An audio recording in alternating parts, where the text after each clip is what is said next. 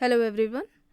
आज की इस क्लास में राजस्थान असिस्टेंट प्रोफेसर के जो पीवाईक्यू हैं यानी कि पिछले वर्षों में जो प्रश्न पूछे गए हैं उनको कराया जाएगा। क्लास स्टार्ट हो इससे पहले आप सभी इस वीडियो को ज़्यादा से ज़्यादा लोगों के साथ शेयर ज़रूर कर दीजिए। अगर आप नेट जेआरएफ पीजीटी जीआईसी या फिर असिस्टेंट प्रोफेसर एग्ज़ाम की तैयारी कर रहे हैं सोशियोलॉजी से, तो इस चैनल के साथ जुड़कर आप यहां से अपनी स्टडी को कंप्लीट कर सकते हैं। प्लेलिस्ट में उन सभी वीडियोस के फोल्डर्स मिल जाएंगे, आप वहां से उन वीडियोस को देख सकते हैं। बस कुछ ही देर में क्लास स्टार्ट होने वाली है। एंड इससे पहले जो भी पीवाईक्यू के क्लासेस हुई हैं उनका फोल्डर में वो सारी वीडियोस रख दी गई, उनके लिंक्स रख दिए गए हैं। आप लोग प्लेलिस्ट से देख सकते हैं जितने भी चैनल से नए लोग जुड़ रहे हैं। चलिए स्टार्ट करते हैं। प्रश्न है, आर्थिक असमानताओं के विनाश के बिना नारीवादी लक्ष्यों को महसूस नहीं किया जा सकता। यह विचार है उदार नारीवाद का, समाजवादी नारीवाद का, कट्टरपंथी नारीवाद का या फिर उत्तर आधुनिकतावाद का। यहाँ पर सही क्या होगा? राइट क्या होगा? आर्थिक असमानताओं के विनाश के बिना नारीवादी लक्ष्यों को महसूस नहीं किया जा सकता। यह विचार इनमें से किसका होगा? किसके अंतर्गत आएगा? समाजवादी नारीवाद के अंतर्गत। ऑप्शन बी यहाँ पर सही हो जाएगा। प्रश्न है, निम्न में से दलित नारीवाद के क्षेत्र में किसका योगदान है? सिमोन द बोआ, क्रिस्टीन डेल्फी, शर्मिला रेगे, नीरा देसाई। यहाँ पर सही क्या हो जाएगा? निम्न में से दलित नारीवाद के क्षेत्र में किसका योगदान है? दलित नारीवाद के क्षेत्र में पूछा जा रहा है और यहाँ पर सही होगा शर्मिला रेगे। शर्मिला रेगे ऑप्शन सी यहाँ पर राइट आंसर हो जाएगा। प्रश्न है, पीपल ऑफ इंडिया प्रोजेक्ट के अनुसार भारत में समुदायों की संख्या है। अब देखिए यहाँ पर दिए हैं 4038, 4635, 4994 या फिर 5212। पीपल ऑफ इंडिया प्रोजेक्ट के अनुसार भारत में समुदायों की संख्या कितनी बताई गई है? और यहाँ पर सही हो जाएगा 4635। 4635 ऑप्शन बी यहाँ पर सही हो जाएगा। प्रश्न है, एमएचआरडी के द्वारा इनमें से कौन वन स्टॉप एजुकेशन पोर्टल के रूप में विकसित किया गया है? साक्षात, स्वयं, मूक, ई पाठशाला। सही क्या होगा? एमएचआरडी के द्वारा इनमें से कौन वन स्टॉप एजुकेशन पोर्टल के रूप में किसे विकसित किया गया है? साक्षात, स्वयं, मूक, ई पाठशाला है और यहाँ पर सही होगा साक्षात। ऑप्शन ए यहाँ पर सही हो जाएगा। नेक्स्ट है, NROER है यानी कि इसका फुल फॉर्म बताना है। सही क्या होगा यहाँ पर? सही होगा national repository of open educational resource. Option C यहाँ पर सही हो जाएगा।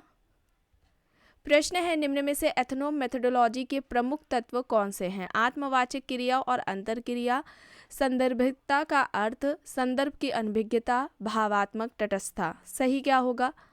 एथनो मेथोडोलॉजी का ये जो कॉन्सेप्ट है वो किसने दिया है? गॉरफेंकल ने दिया है। यहाँ पर सही क्या होगा? यहाँ पर फर्स्ट सेकंड होगा। ऑप्शन ए यहाँ पर सही हो जाएगा।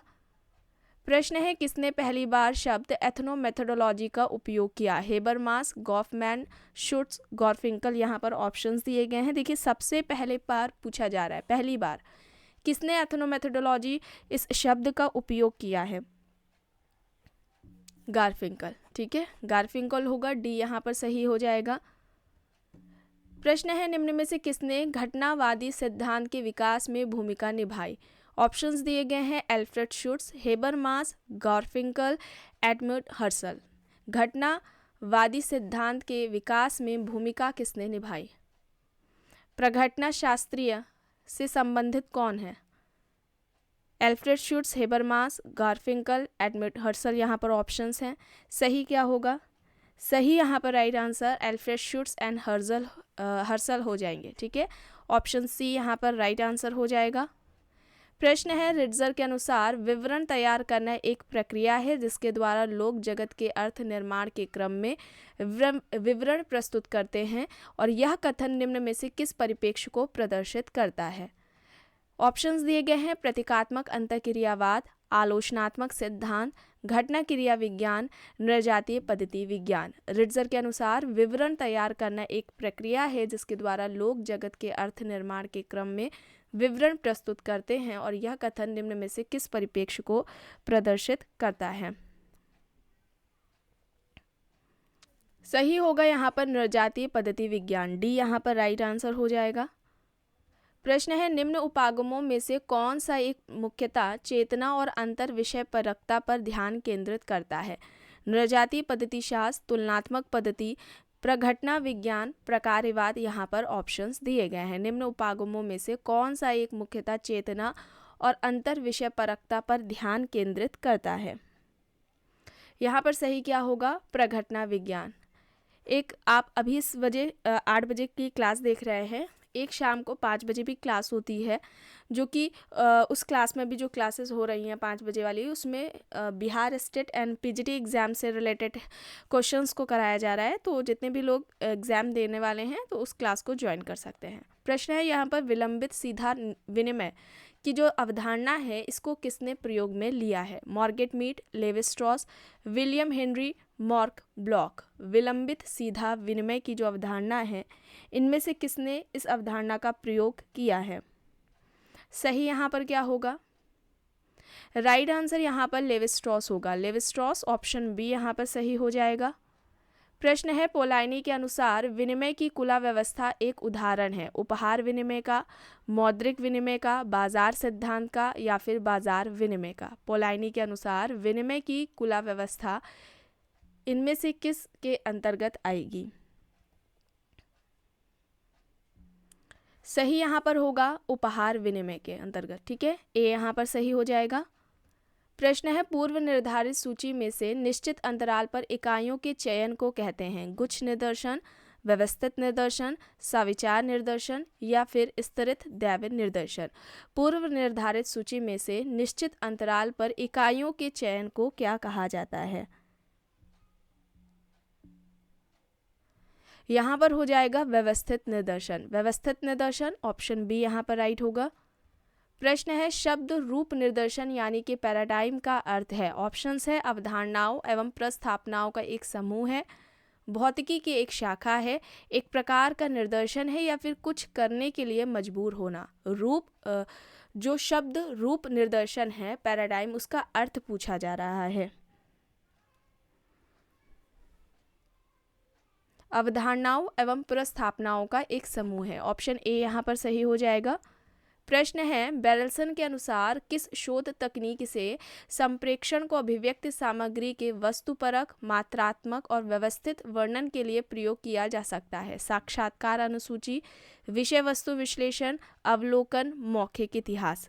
बेरलसन के अनुसार किस शोध तकनीक से संप्रेक्षण को अभिव्यक्ति सामग्री के वस्तुपरक, मात्रात्मक और व्यवस्थित वर्णन के लिए प्रयोग किया जा सकता है। राइट आंसर यहाँ पर क्या हो जाएगा, राइट आंसर हो जाएगा विषय वस्तु विश्लेषण। विषय वस्तु विश्लेषण, ऑप्शन बी यहाँ पर राइट होगा। प्रश्न है बर्जर के अनुसार वैदिक अध्ययन विधि को प्रयोग में लाने के कारण है प्राक कल्पना का निर्माण करना, अवधारणा बनाना, साक्ष्यों की श्रृंखला बनाना, चरों को परिभाषित करना। यहाँ पर सही क्या होगा, बर्जर के अनुसार वैदिक अध्ययन विधि को प्रयोग में लाने का क्या कारण है।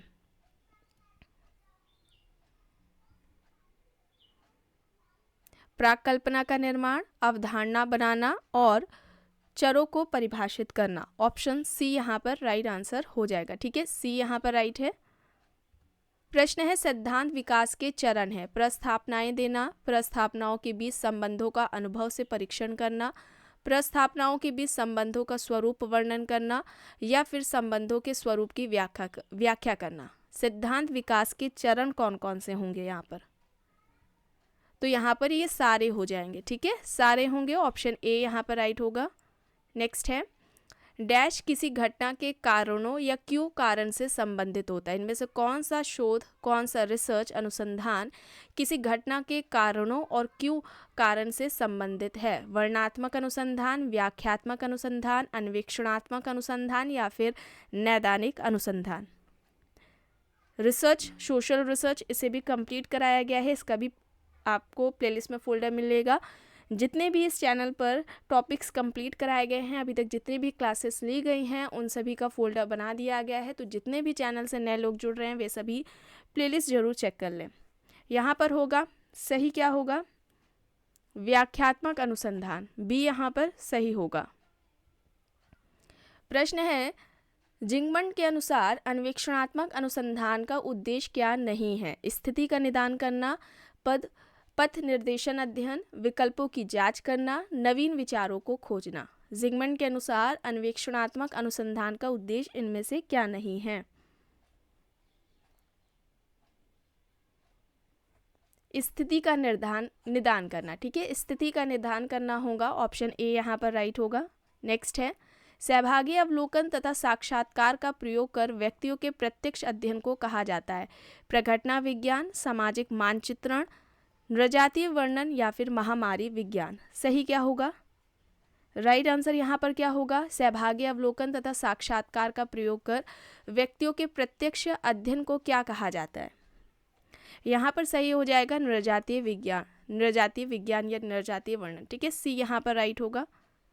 प्रश्न है, निम्न में से विषय वस्तु विश्लेषण के लिए कौन सा एक आधार सामग्री का स्रोत नहीं है?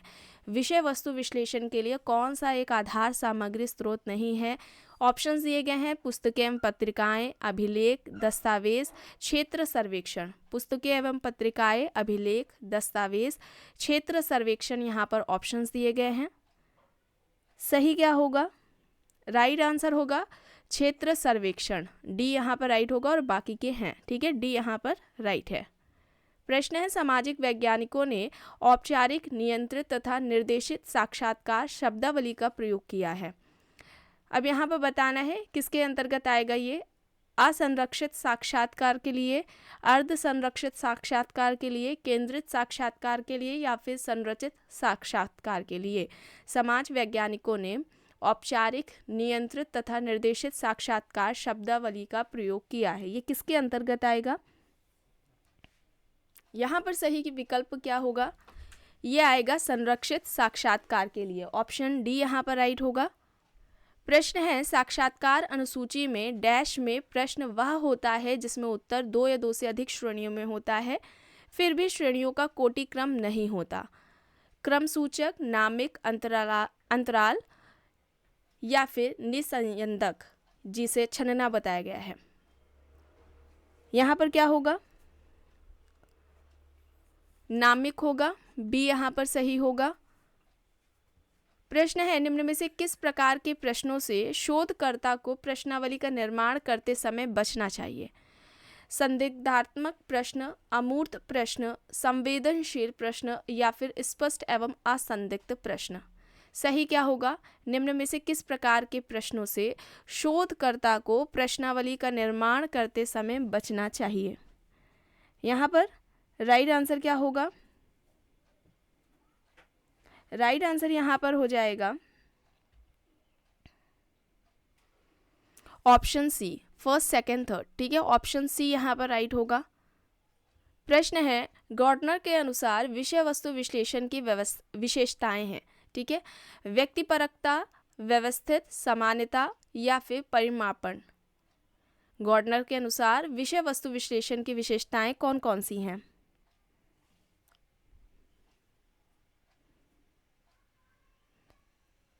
व्यवस्थिति और समानता, ऑप्शन सी यहाँ पर राइट होगा। प्रश्न है, वर्धात्मक शब्दों के समूह में एकत्रित किए शब्दों का विश्लेषण होता है जो अनुसंधान प्राक कल्पना में चरों को बनाते हैं, वह कहलाता है? शब्द गणना विश्लेषण, अवधारणात्मक विश्लेषण, शब्दार्थ विश्लेषण या फिर मूल्यांकनात्मक अभिकथन विश्लेषण। अवधारणात्मक, यहाँ पर आ होगा छोटा आ। अवधारणात्मक शब्दों के समूह में एकत्रित किए शब्दों का विश्लेषण होता है जो अनुसंधान प्राक कल्पना में चरों को बनाते हैं, वे कहलाएंगे। उन्हें क्या कहा जाएगा? यहाँ पर सही होगा अवधारणात्मक विश्लेषण, बी यहाँ पर राइट होगा। अवलोकन की विशेषताएं हैं गैर अनुभवजन अध्ययन, वैज्ञानिक सुनिश्चितता, प्रत्यक्ष विधि या फिर निष्पक्षता। अवलोकन की विशेषताएं क्या है? अवलोकन मतलब ऑब्जर्वेशन।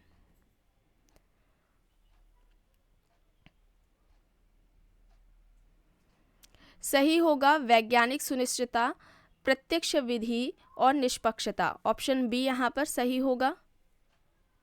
प्रश्न है तथ्य संकलन की कौन सी प्रणाली में कानों तथा वाणी की अपेक्षा नेत्रों के प्रयोग की स्वतंत्रता है? अवलोकन, साक्षात्कार, एकल विषय अध्ययन पद्धति या फिर विषय वस्तु यानी कि अंतर्वस्तु अध्ययन। तथ्य संकलन की इनमें से कौन सी प्रणाली में कानों तथा वाणी की अपेक्षा नेत्रों के प्रयोग की स्वतंत्रता होती है? उसे क्या कहा जाएगा? कौन सा मेथड कहा जाएगा? ऑब्जर्वेशन, अवलोकन कहा जाएगा। ए यहाँ पर सही होगा। प्रश्न है कुछ अवलोकित घटनाओं के स्पष्ट संबंधों की व्याख्या करता हुआ आंतरिक प्रस्थापनाओं का सुसंगत पुंज है। सिद्धांत कहलाएगा वह, प्राक कल्पना है, प्रस्थापना है या फिर चर है। कुछ अवलोकित घटनाओं के स्पष्ट संबंधों की व्याख्या करता हुआ आंतरिक प्रस्थापनाओं का सुसंगत पुंज, इसे क्या कहा जाएगा? सिद्धांत, थ्योरी कहलाएगा ये। ऑप्शन ए यहाँ पर राइट होगा। एंड लास्ट क्वेश्चन है प्राक कल्पनाओं के निर्माण के मापदंड अब बताने हैं कौन से हैं। आइए देखते हैं। प्राक कल्पना अनुभव द्वारा परीक्षणीय होनी चाहिए। प्राक कल्पना के कथन विरोधाभासी नहीं होने चाहिए। यह स्पष्ट एवं गैर विशिष्ट होनी चाहिए। जिन चरों के बीच संबंध स्थापित किया जाना है उनका विशेष उल्लेख किया जाना चाहिए। यहाँ पर सही क्या हो जाएगा?